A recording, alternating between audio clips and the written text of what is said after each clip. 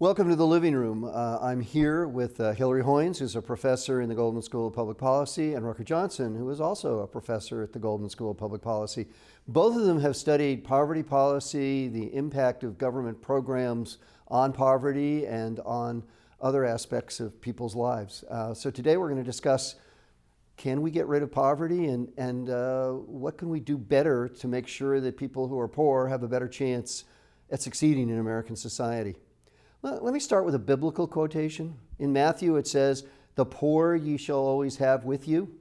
And then in Deuteronomy it says that again, but it also says, so make sure you provide them with alms and caregiving and make sure that they'll be okay. Is poverty policy really just a matter, as those quotations suggest, of dealing with a problem that's always going to be here and also trying to do sort of the right thing by giving alms? Or is there more to what poverty policy could be? Professor Hoynes. Well, as you know, we've been measuring poverty since the early 60s in the United States. And some of the emphasis is on exactly as your first kind of quote and motivation, the second quote suggests, that there will always be incidents that create situations when folks are poor, and that our job as a society is to try to help those families in need. But I think that especially in the last decade, we've learned a lot more about the importance of thinking about anti-poverty policy and the social safety net more broadly, and the kinds of poverty policies that Rucker studies, as more than just helping out families today or helping out individuals in need today, but more about situations that are providing opportunities for individuals to achieve their abilities and opportunities, and more generally thinking about investments in the future for both the individuals and as hopefully we'll have a chance to talk about, for government and society as a whole. So the Great Society, the Lyndon Johnson programs, a whole bunch of programs, were intended to eradicate poverty. And many people point out they didn't. Is that right? A really important, though kind of in the weeds comment about this is that when we first started measuring poverty at that time, on the cusp of the beginning of the Great Society period, in the beginning of the 1960s, the primary ways that we tried to affect poverty for families and for individuals was by providing cash assistance through things like Social Security and welfare, through Aid to Families with Dependent Children program. Fast forward 50 years, and the social safety net looks very, very different.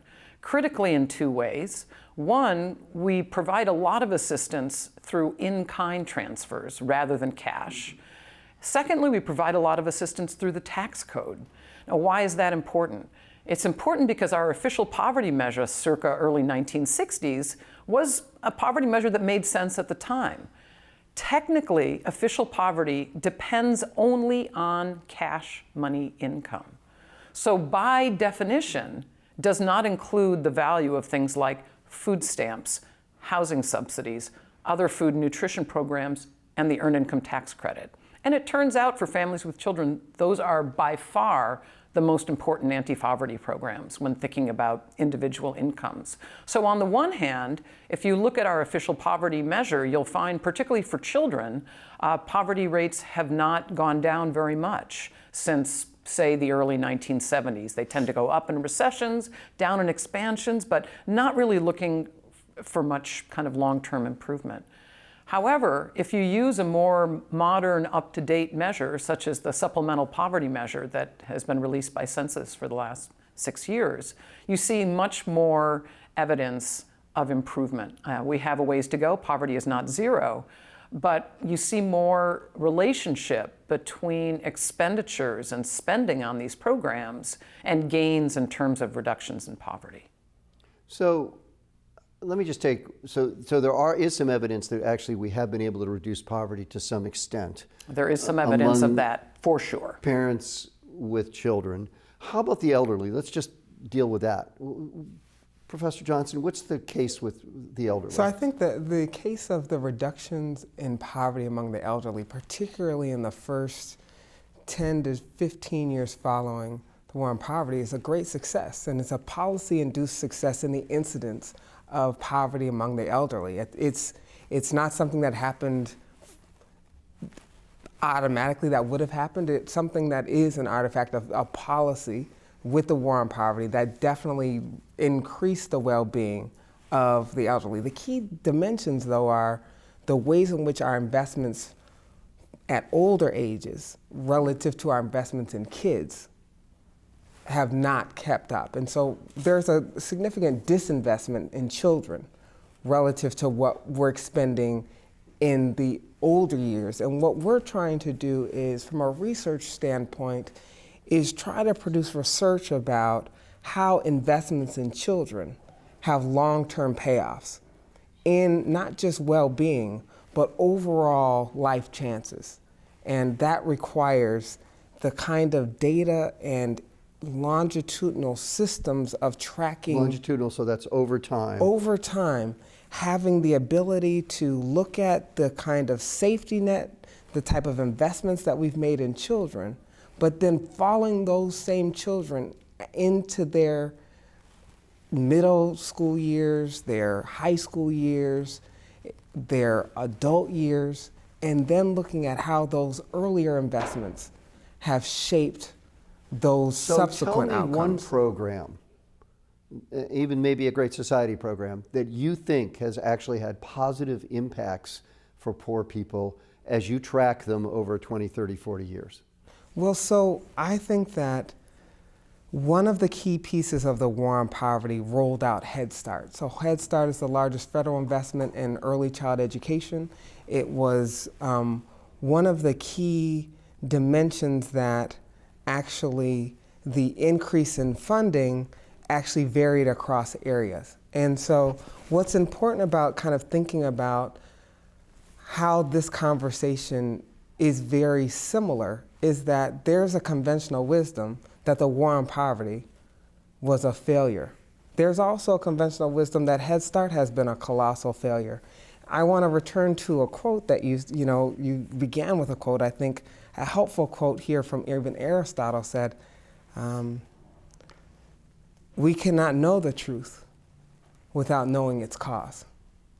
And so I think that the research community is using better methods to be able to disentangle causal effects of impacts of these early investments on children's long-run outcomes, beyond short-run test scores that often miss the actual long-term impacts of some of these interventions. A lot of the early analyses said initially some gains, but within a few years they're dissipated. Therefore, Head Start really has no impact because by the third grade, most children just don't show any differential effects between those who got Head Start and those who didn't. That's right. So what do you find? That's right. So there is this kind of concern that the impacts fade out relatively early when you just focus on test scores, okay? But one of the things about the mounting evidence, both in the neuroscience literature and across areas, is that the ways in which poverty affects school readiness cannot be understated. Mm-hmm. And one of the ways in which expansion of early child education programs is that basically this is a period 0 to 6 of tremendous growth in terms of brain development, in terms of emotional capacities, and a 4-year-old's brain is using more energy than at any other time in their lives, and that kind of development can't be delayed. And when we invest in those early years, the key thing is that the long-term impacts have to be coupled with quality investments in the K through 12 years as well. Mm-hmm. So it's not enough if we just kind of think of early investments and kind of think of one versus the other, but we want to think about how we couple our investments. And so one of the things about Head Start is that it enabled continuity of pediatric care for young children. And so it was actually a health intervention in addition to the kind of cognitive sets of learning environments that it provided for poor kids that generally gets overlooked. So what do you find 20 or 30 years later? We try to look at not only educational outcomes in terms of grade repetition, the likelihood of grade repetition, high school graduation rates, years of completed education, but we also look at things like criminal involvement and adult earnings. And what we find is, number one, the amount of spending in these programs affects the quality of provision of early child education programs. So it's not as if we can say early child education is the same, but additional spending affects the quality of that provision. Number two, we find that when that spending occurs, that the long-run impacts are significantly increased when in the K through 12 years they attend more high-quality schools as reflected in better resource schools in their K through 12 years. So we do see that kind of potential fade out when they attend schools that are below average school spending, which just goes to show that there's these synergistic, what I call developmental multiplier effects in our spending in the early years that creates more efficacious spending opportunities to take advantage of children's learning outcomes in the K through 12 years. And your work is complementary to the work of Dave Deming, who is also part of the GSPP family.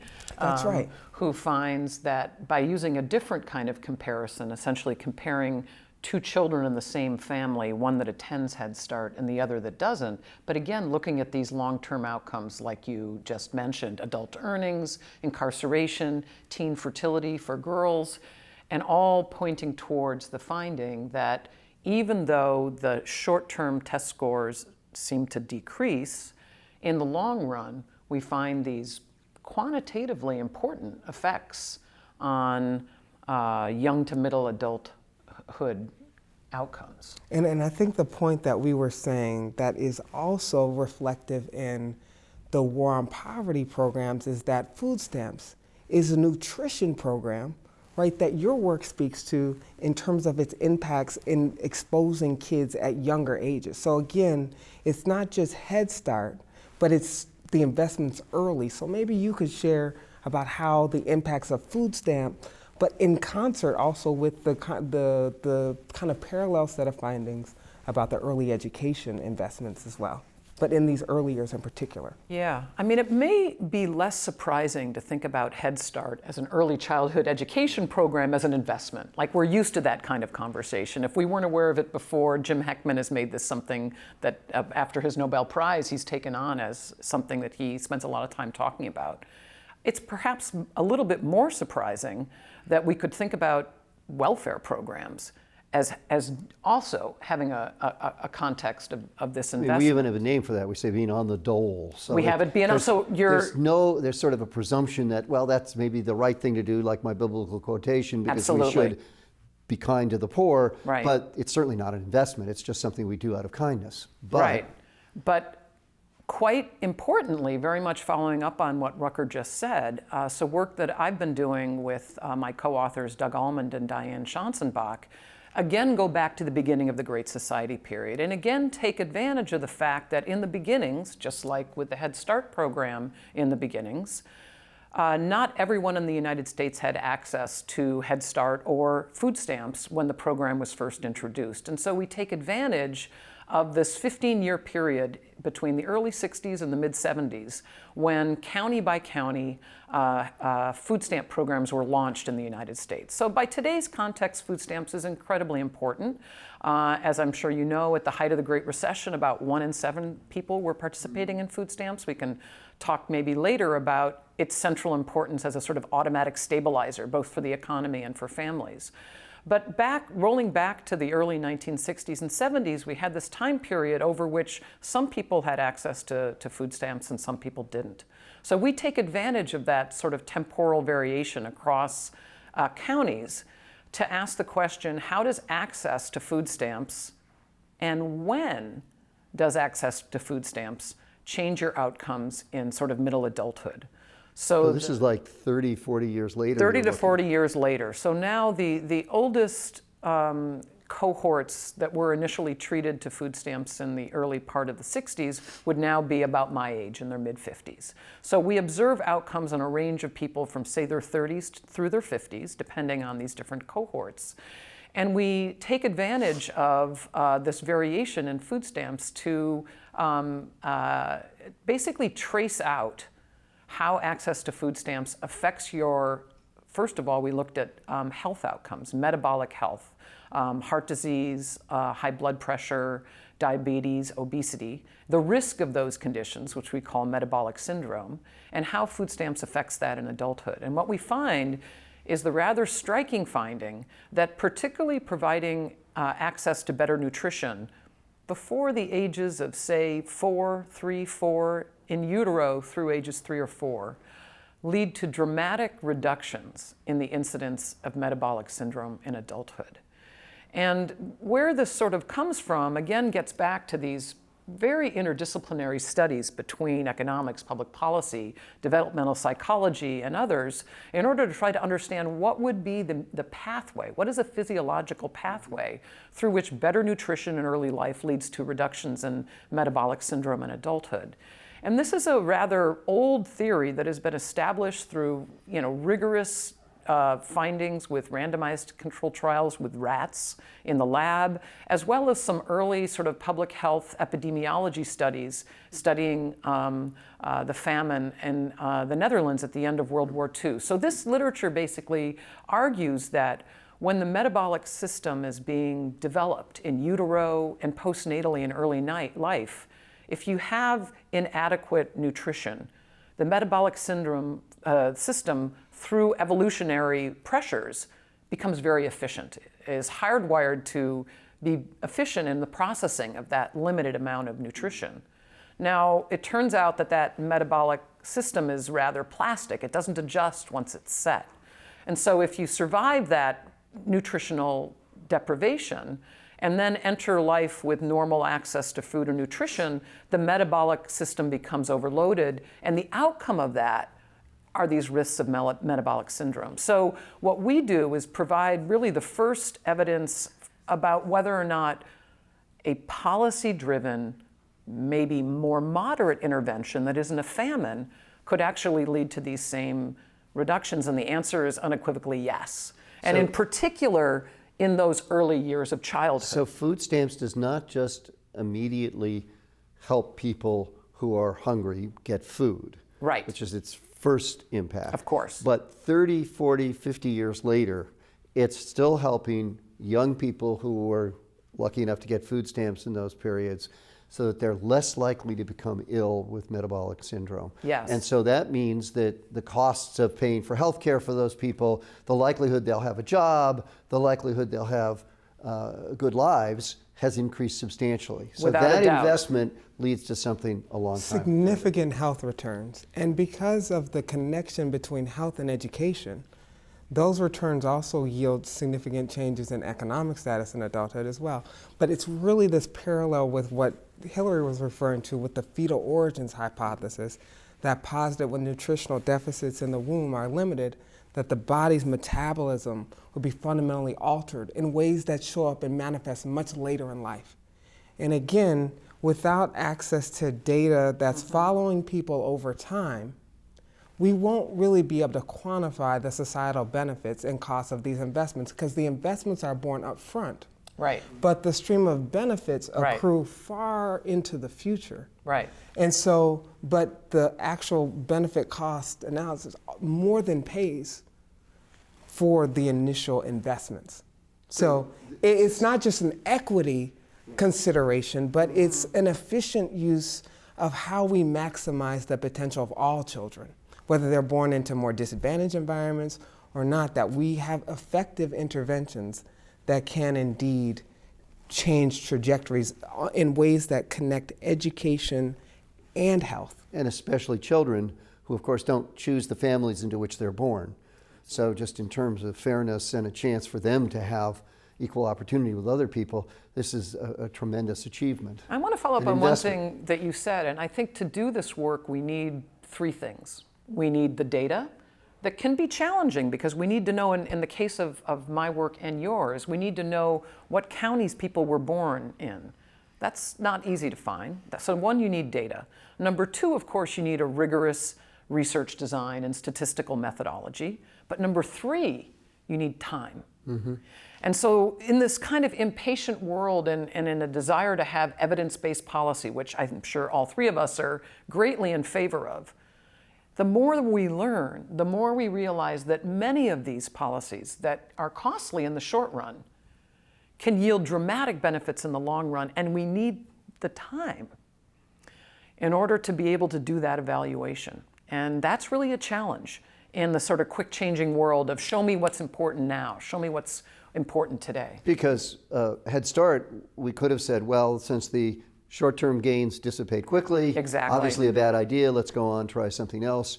But it turns out after we wait 20, 30 years, we find out that the short-term gains may have dissipated quickly, but there's other long-term sort of hidden advantages Exactly. That you just don't see until a lot later.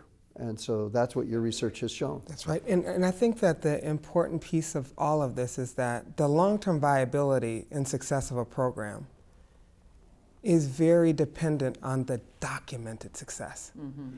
A program could be successful, but without its documentation of its success, and the costs are always much easier. Right. To, but the benefits are often sometimes elude statistical observation in the short run.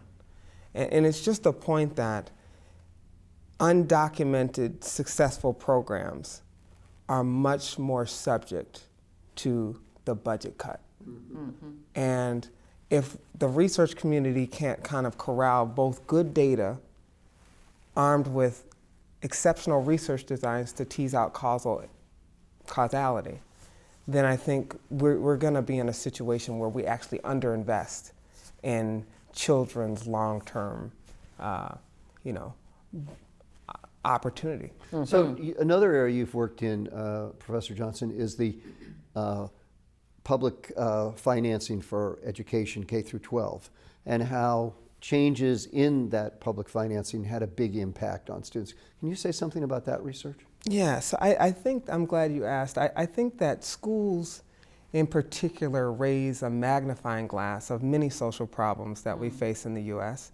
And if you look at the achievement gap as the first example, you can see that the achievement gap between rich and poor kids is large, and it's about twice the amount of the gap between black and white students, and it's growing. And that reality that the achievement gap by class has actually been growing over the past 2 decades is also a reflection of increasing inequality.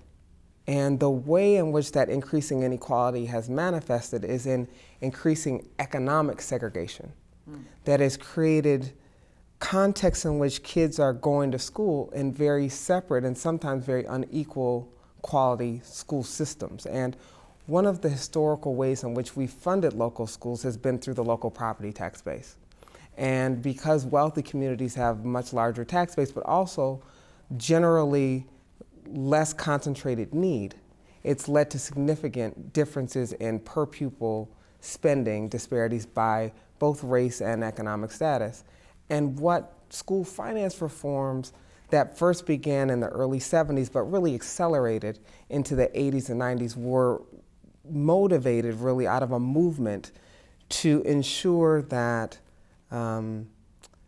wealth wasn't a determinant of the amount of spending a district had access to. Again, the idea that children don't choose their parents, everybody deserves an equal chance. That's right. And I think what's similar about these literatures, the war on poverty was a failure. I just want to say a few, 3 myths that I think is important about this conversation. The war on poverty was a failure. Head Start was a failure. And that school spending doesn't matter. I think that's a conventional wisdom that kind of has its own mythology. But if you go back and revisit each one of those literatures, you kind of, an emerging set of research across scholars is come to very different conclusions about each of those pieces. And so with school spending, it's a similar piece where beginning with probably the Coleman Report 50 years ago, put a lot of skepticism about the ways in which school resources indeed matter. Eric Kanyushik, 20 years later, kind of echoed those conclusions. And so what we did, again, joint with Karabo Jackson, my colleague, what we try to do is leverage the fact that since 1970, 28 states have ruled that systems that rely solely on locally financed systems declared unconstitutional.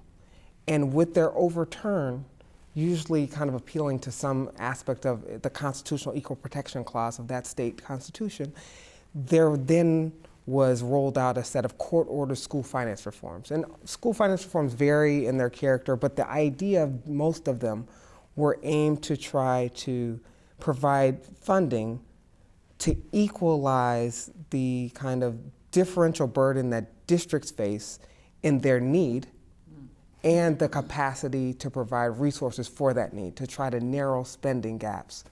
So instead of being locally financed, school districts are also state financed, and the state tries to make sure that there's more equality across school That's right. districts So in terms of That's the true in inputs. California. That's right? true, and California was one of the very first states actually to implement the very first to implement school finance reform in 1971.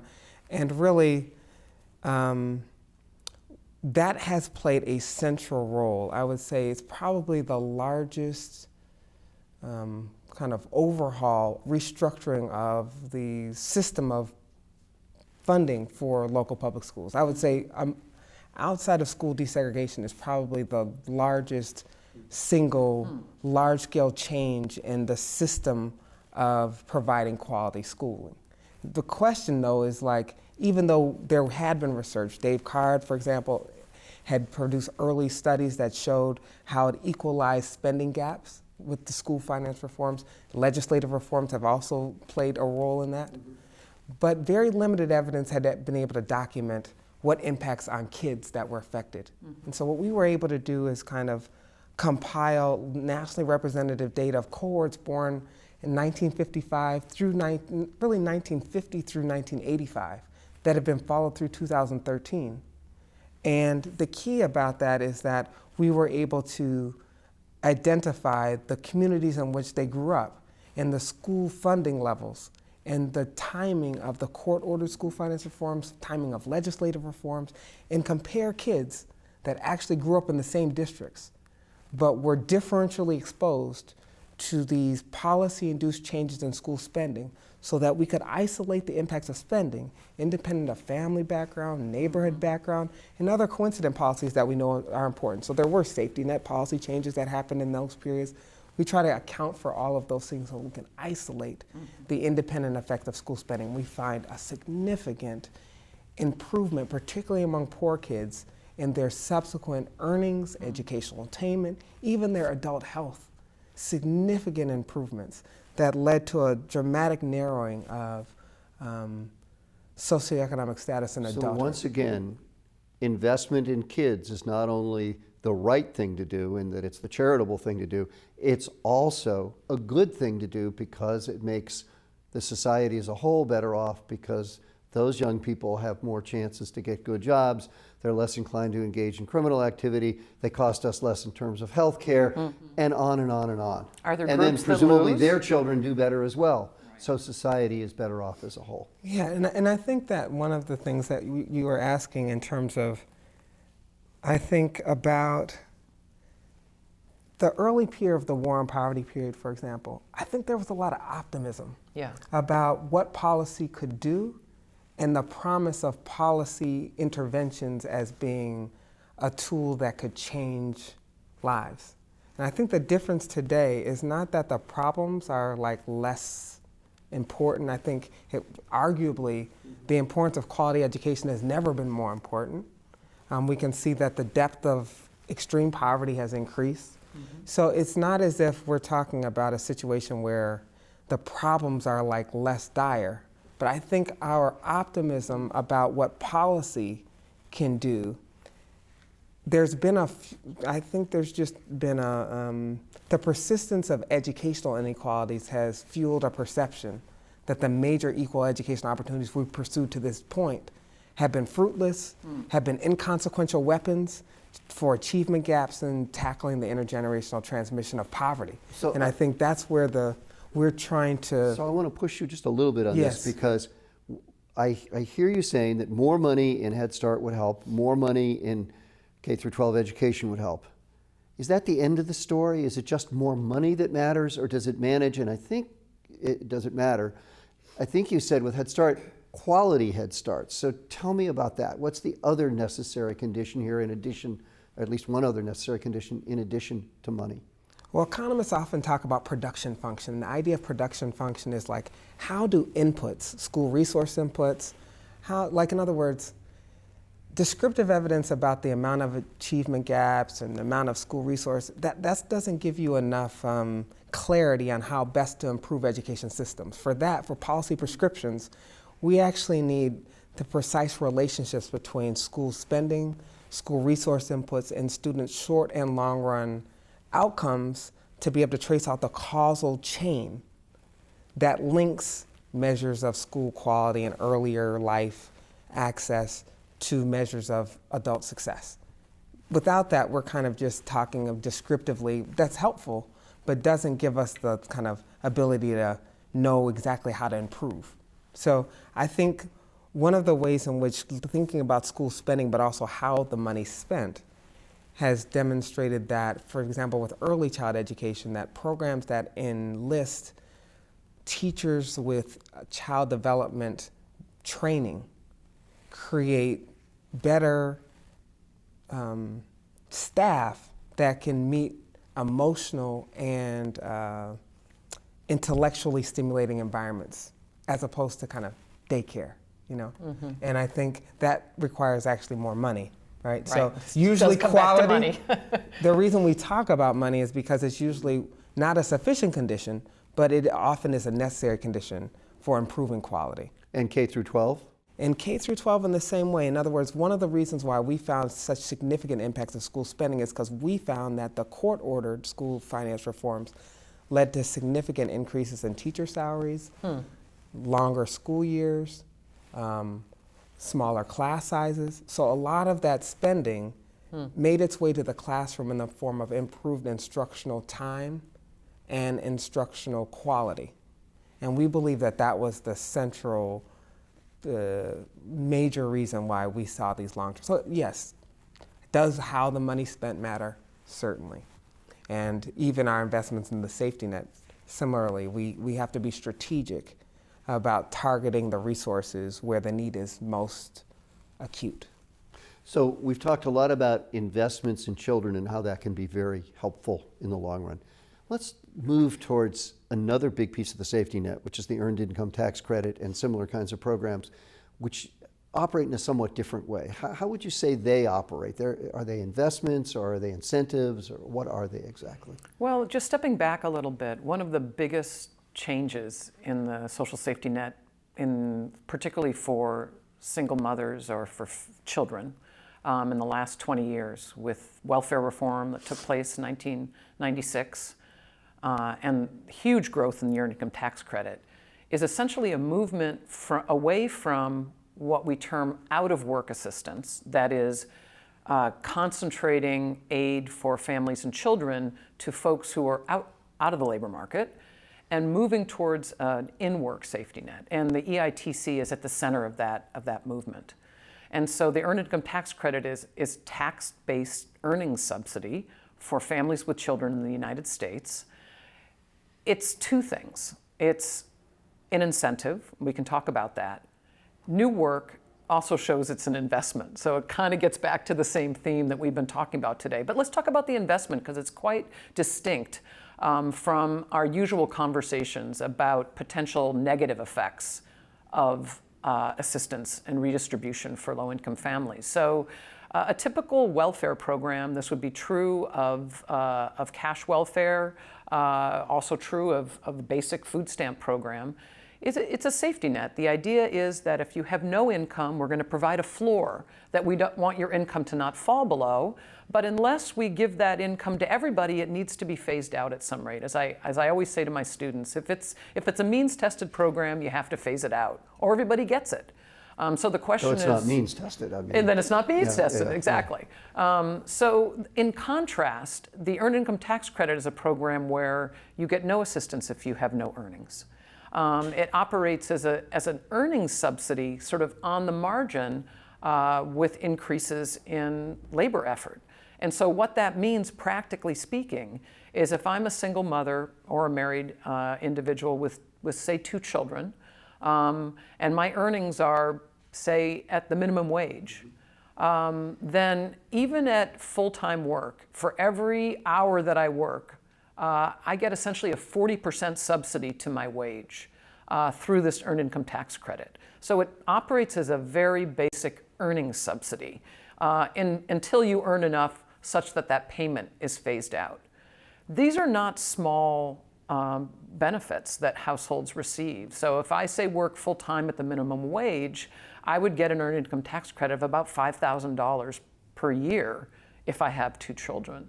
That could be, almost 40% of my gross earnings could be represented by this. So this is a large, important payment that ultimately is phased out if you earn enough. The benefit is clawed away.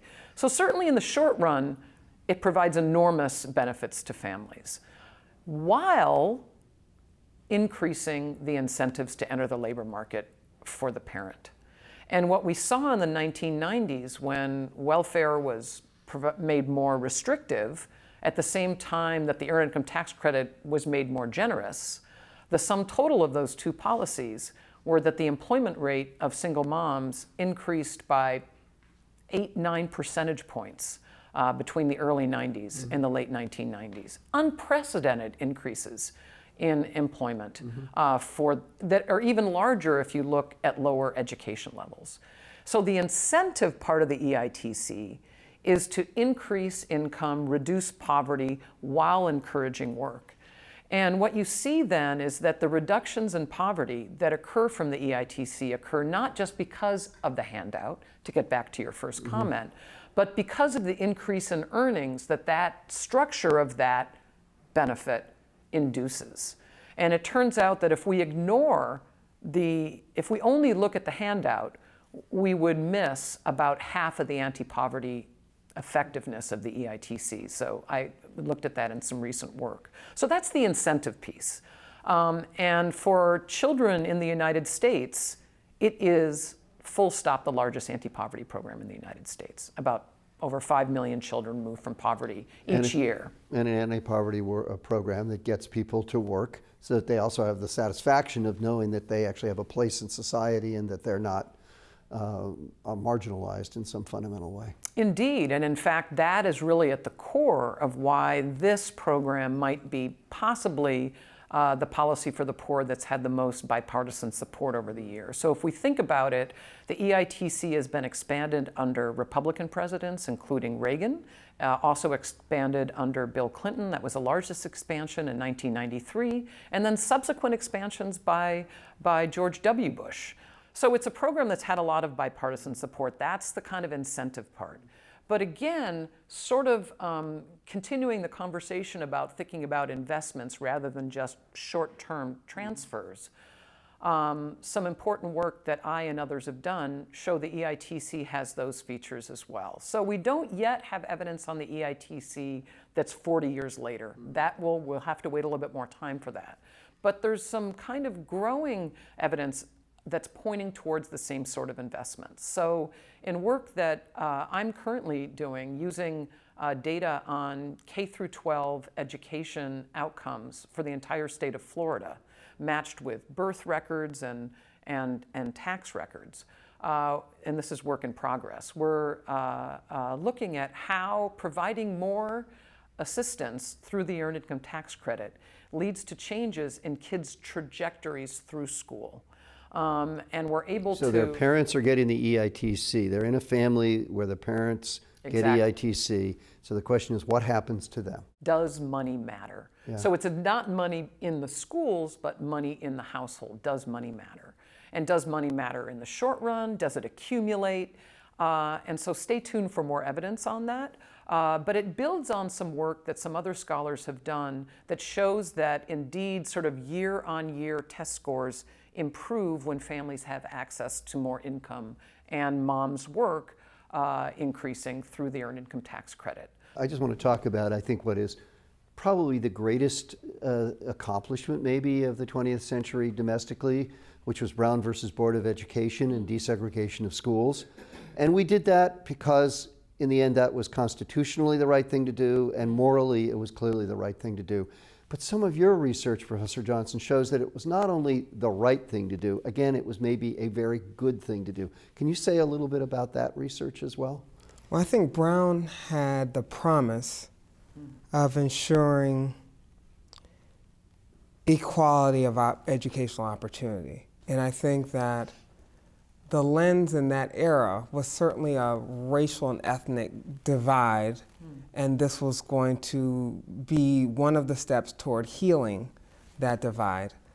I think what makes that work have salience for thinking about contemporary education policy as well is that some of those divides along class lines and race lines are kind of mixing in a powerful way in which our schools today are often as segregated as they were in 1970, 1973. So we reach peak levels of integration in the US in like 1988. And I would say while Brown is 1954, the actual rollout and implementation of school desegregation in our schools didn't really happen for in many areas till the mid to sometimes even late 70s. So the timing was very idiosyncratic depending on a bunch of very kind of random sets of things. The NAACP pursued a legal strategy with in mind the salience of legal precedents to pursue cases where they had the greatest chance to win, okay? And what happened was a set of legal scholars, after commemorating the 50th anniversary of Brown, this is another example though of a policy in which, during the time period in which most of this was going on, we had very limited data in monitoring and evaluating whether this set of things were working, ways in which whether resources were really being redistributed equitably. There wasn't actually a lot of data in the time period it was actually occurring to inform local school communities about the effectiveness. I was able to recover some archival and historical semblance of data from that time period and link it with entire case inventory of every known school desegregation case and its timing, the type of school desegregation implementation that was put in place, coupled with the school spending and finance of those districts before and after desegregation. And I found that desegregation court orders led to a significant narrowing in school spending between previously all black and predominantly all white schools that led to a significant, most of the time people focus on the integration, the kind of racial aspects of school desegregation, but there was also a very important resource equalization that resulted from that implementation. And I find that those had substantial, and I would say probably the predominant and one of the dominant factors in the narrowing of black-white achievement gaps in that period was brought through the coupling of hospital desegregation and school desegregation in concert that had huge impacts in improving the well-being of African Americans. But what's important is usually these things are cast in zero-sum terms. Right. Okay? But we found no evidence that the gains for blacks came at the expense of white students. There was no... contrary to the claims of some of the white racists at that time, that this would be the destruction of the white race and a terrible thing for white Americans, turns out they were not hurt, maybe even helped, but most surely African Americans were helped enormously in terms of better health outcomes, better employment outcomes, better educational outcomes. And so this was not only the right thing morally to do, but it was a good thing in terms of the outcomes for everybody and for the society as a whole. Yes, and I think really diversity is our gem as Americans. I think our schools don't fully access the treasure that can be brought through diversity. And I think we're becoming more diverse, but our schools aren't reflecting that mosaic and that potential. And I think that we need to kind of reinvigorate the mission of a public school system that puts diversity as one of the key components of what a healthy system looks like. It's interesting because we talk about that in the workplace. We talk about that as being one of the engines of what makes innovation in our society so important, but we rarely talk about that within the context of schooling settings. So I think this conversation really shows us how much we maybe should rethink what a lot of these poverty programs are about. They're not only just providing alms to the poor. They're also about investing in poor people, especially children. Right. And giving them a chance at the American dream and making sure that our society is really a just society and also an efficient society, and a society that really makes sure that it has the maximum productivity and effectiveness as a society. And I think the challenge for us is to rise to the urgency that we place a priority on tackling these achievement gaps and kind of commitment to excellence for all children the way that we do our own. I think that we need to kind of embrace the idea that we want to invest in all our children's capacity for excellence, and that we don't want to have that just reserved for the affluent, the middle class, or the well-off, but it's something that we should kind of realize is an urgent sound the alarm to make a recommitment toward. And your research shows we actually do have some of the tools in some of the public finance, the finance reforms for K through 12 education, in food stamps, in the EITC, and other programs to actually help make these people who are poor better off, that we can really, really, really do that. In fact, some of these arguments even extend to public health insurance, which seems sort of even further from the investment model. But some other work by other scholars shows that more access to Medicaid, again, for children, yields improvements in very critically human capital outcomes. So higher rates of going to college, higher earnings, through having access to health insurance in childhood. So providing these programs is one of the challenges confronting us. Can you say a little bit, Professor Hoynes, about, we've just been through the 2008 Great Recession, and the safety net was tried because, in fact, there were so many people who fell into poverty or unemployed and so forth. How well do you think it performed, and what do you think we need to think about changing in the system we currently have? Right, well, it's something I've been giving a lot of thought about and thought to, and in fact I call it the stress test on the safety net, in the same way that we talked about the stress test of the banks, for example, and the bailout. And I think starting with the positive, the food stamp program, or what's called today SNAP, a Supplemental Nutrition Assistance Program, did exactly what it was designed to do. It's an entitlement. What does that mean? It means that the funds that are extended to this program are not limited. They're not block granted. They're not constrained. And so what that means is when need goes up, when demand for this assistance goes up, as you would, of course, see in the dramatic job loss that we saw in the Great Recession, you see that food stamps caseloads and dollars coming into families and individuals increased substantially. And so this is the showing what an automatic stabilizer can be. It responds quickly, it's targeted, it reaches the needy. And so the good news of our understanding from the Great Recession is how well food stamps performed in that capacity. The bad news is that extreme poverty, so that's defined as having income below 50%. What's that in dollar terms for maybe a So if typical you family? are, say, a single mother with 2 children, extreme poverty would be, say, about $8,000 a year, maybe a Or bit less. more. Yes, yes, So exactly. which is not much money. Which is not much. So what we saw in the Great Recession, the basic data fact, is that extreme poverty went up by more than we would have expected given prior kinds of relationships between extreme poverty and changes in unemployment. And if you unpack that, what you see is that the main automatic stabilizer that wasn't performing in the Great Recession was cash welfare, what used to be AFDC and what post-welfare reform is TANF. And so the basic fact is that a much, much smaller share of families with income below poverty or extreme poverty get cash assistance than did before welfare reform.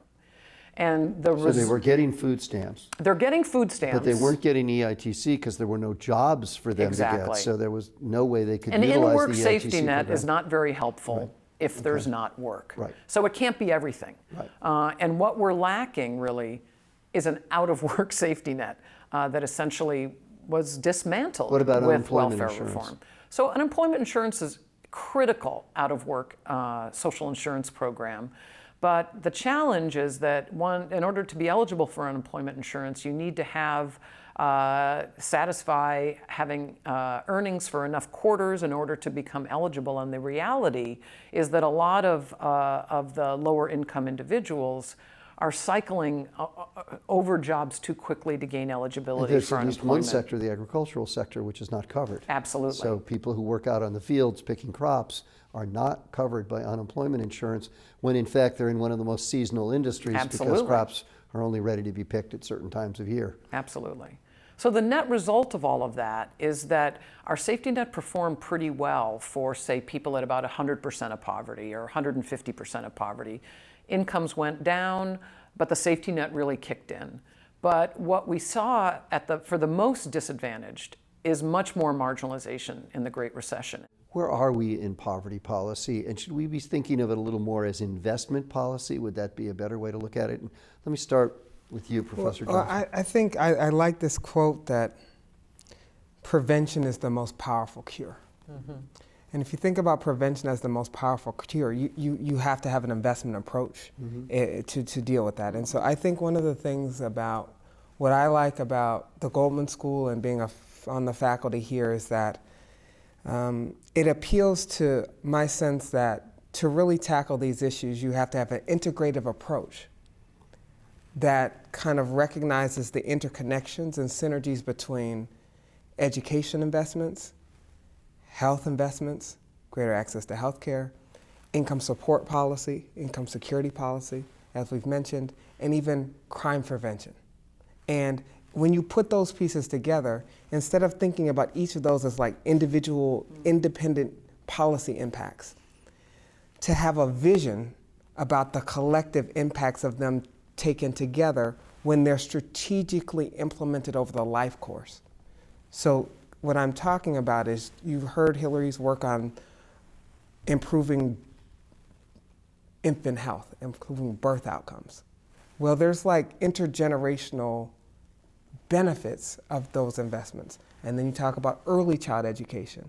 And then we talk about connecting that with K through 12. So in other words, we have to have a stream that recognizes the connectivity between the early investments with the later investments and the interaction between the two, but not just in one sphere. And the more we kind of just try to do these individual, temporary, short-term fixes that don't have the vision for how the education, health, income support policy, crime prevention work together. And as long as we then stick with just test scores and what's easily measurable as our outcome of success, I think then we're going to miss big opportunities to produce the kind of not just transformative research, but the type that ends up changing practice and leads to best policy. By your comment, it sounds like we have some tools now where we could actually help solve at least some of the problems of inequality by investing in people and therefore having better outcomes in the long run. That may not be the entire answer. Tax policy is obviously another big area where we've got to think about what we're doing. Right. But certainly this is one of the areas. So final No doubt. comments by either one of you on that, on inequality? And Well, I think if we unpack inequality, there's what's happening at the bottom of the distribution, what's happening at the top of the distribution, and that's what comes together to form our measures of inequality. So I think much of our conversation today has been about policies that influence things in the bottom half of the income distribution. And bottom half is important. This is not the bottom 10%. This is Absolutely probably the not. bottom Bottom half. half And maybe even up Yes. beyond Right. that. I mean, 40% of taxpayers receive the Earned Income Tax Credit. It's not a small number. Why is that? Because there's an enormous amount of individuals who have income below $40,000 a year, which is essentially the cutoff. So we do have a very unequal society. And what we've really been talking a lot about are what programs have sort of proven investments, particularly for increasing opportunities for individuals who are, as children, as you mentioned, who by no fault of their own have been born into an uneven playing field. Somehow that needs to be paid for. To come back to your point about, is it only about money? Well, money helps. So obviously the resources need to be there in order to engage in these policies that we've been talking about. And so that sort of feeds into the other side of inequality, and that is the gains in income at the top. So perhaps another day we could have a conversation about inequality at the top. Inequality at the top. Yeah. So Rucker Johnson. I final think the comment. last thing I would just say is that this increased economic segregation is been driven among families with children. And the reason it's been driven among families with children is because education is one of the key things that is leading to more sorting. But what is causing is children to go to school with less diverse students. And that's definitely something that we have to recognize, that the tools of schools are insufficient to tackle those issues. That requires a coupling of the housing policy with the school piece. So we haven't talked about housing, we're not going to, but the point is the way forward has to think about how to cultivate more mixed income neighborhoods so that the ability of schools to have more real equitable curricula, teacher quality, resources, spending, that really can't be done if we continue to think that segregation is. So there's hope, but there's also a lot of problems ahead and real challenges that we're going to have to meet. So thank you so much, Professor Hillary Hoynes, Professor Rucker Johnson. Thank you. Fabulous conversation. Thank you, Dean Thank Brady. you, Dean Brady.